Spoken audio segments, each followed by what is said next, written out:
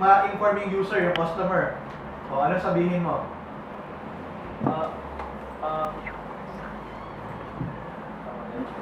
Come again. Ha? Di ba nagkataon sa come again na agad? No, sir. Ano ba? Ano magiging next process mo after explain sa kanya yung ano? I will explain the Details. details on how can they answer that. Okay, so sige. Let's say, sir, gusto mo sa paspa. Ganyan, di ba? O, paano natawagin yung card member? Paano siya i-include sa usapan na card member? Ano ba yan? Paano po? Paano siya i-include? Ano, sir? System. Tayo ang card number ko. So, pagka-input niya ng mga services, A, 1, B, 0, kasi ayaw niya magpa ganun. So, napila pa niya na ngayon yan. Tama? Nakarelate siya. So, nakarelate naman kayo lahat. Sa card member, para siya singit, kailangan mo muna kunin lahat ng gusto niya bago ka mag-check ng card member or hindi. Ganun ba? After nun. Bakit? Pag ikaw ba pumunta, pag nagbayad ka sa SM, ano unang ginagawa? Very good. Kasi, meron kang membership. Meron kang points sa pwede mong accumulate. Tama po. So, bago ka magbayad ng kahit anong services or kahit anong item, kukunin sa'yo kung member ka o hindi. Tama po? So, yun. So, dapat, ano ang mas maganda? Tanungin mo muna ng membership or wala? Tanungin mo yung membership muna or tanungin mo muna ano yung mga gusto niya mangyari? Diba, kunyari, ano pa yung example? Kapag a-apply ka ng landline or ng Globe o ng postpaid mo, tatanungin ka dati, or ng line mo sa telepono, tanungin ka, meron po ba existing line dati or wala?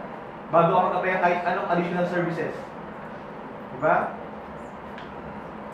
So dapat, ano ba dapat ang mauna? Mas maganda mauna. Ano ba yung standard na nauna? Tanungin mo yung gusto niya mangyari o tanungin mo na member siya o hindi? Ano yung standard? Sa industry, sa labas, nakikita ninyo? Tanungin mo na siya kung member siya. Yun. So dapat siya mauna. Tama po? Masinaryo, di ba? So next, ano po yung after nun? So ina-check na ngayon kung member or hindi. Ano ba mangyayari? Someone from the group, Mr. Stabilio? Paka-explain.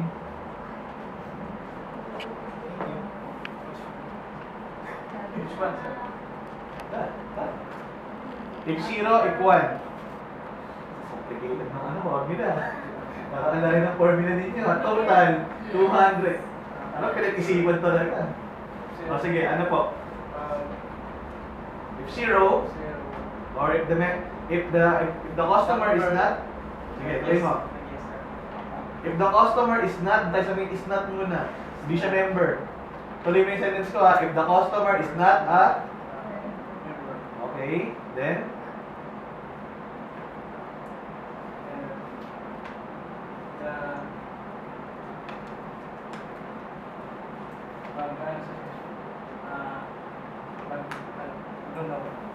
pag nanaw siya. Pag nanaw po siya, ano pong gagawin after nun?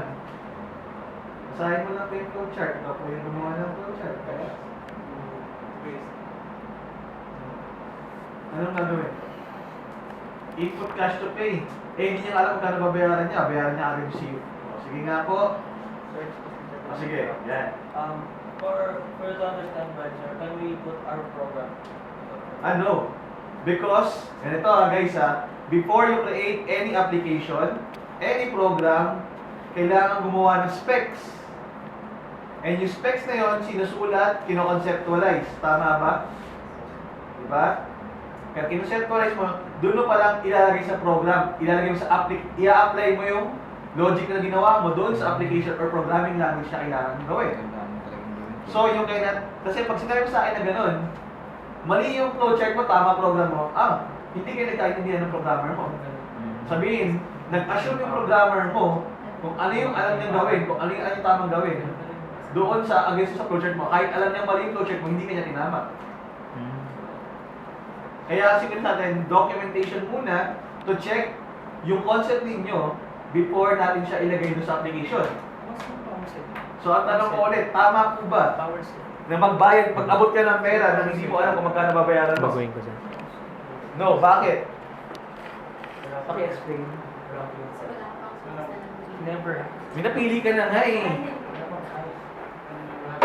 Magbabayad ka. Ma'am, bayad mo po. Ano sabihin mo? Bayad mo. Pumunta ka ng Divisoria, night market. Nagbayad, sabi sa tindera, bayad po. Sa isang tindahan niya ng shoes. Bayad po. Ano sabihin mo? Bumili ka sa palengke. Tinuro mo. Bayad po. Magkano? So, tingnan sa program ninyo. Input, if not card member, if he's not a card member, input cash, agad. Ma'am, akin bayad. Bayad mo na, bago yung ano. Ganun ba? Ano unahin niyo dapat? I-compute niyo muna magkano yung babayaran niya. Doon kayo humingi ng input after niya malaman kung magkano kailangan yung bayaran. Provide niyo muna yung output kung magkano yung total price amount bago niyo hingin yung kailangan niya ibayad. Tama ba? Make sense ba? So, kailangan po siyang iangat. Tandaan niyo po guys, meron tayo group grade. Correct flow chart. 30% po, 40% po yun.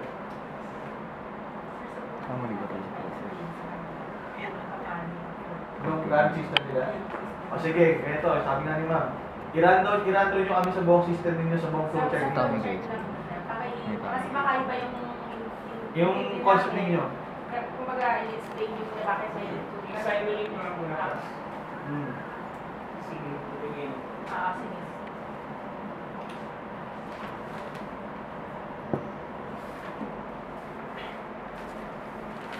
First for the visualization. The user must input the name of your flex and then the room number. Then he or she must put how many times or how many should be do the value of that. Explain mo nga muna. Explain mo muna sa amin. Sige. Nag-guide yung prop ninyo. Sige, tapusin mo muna.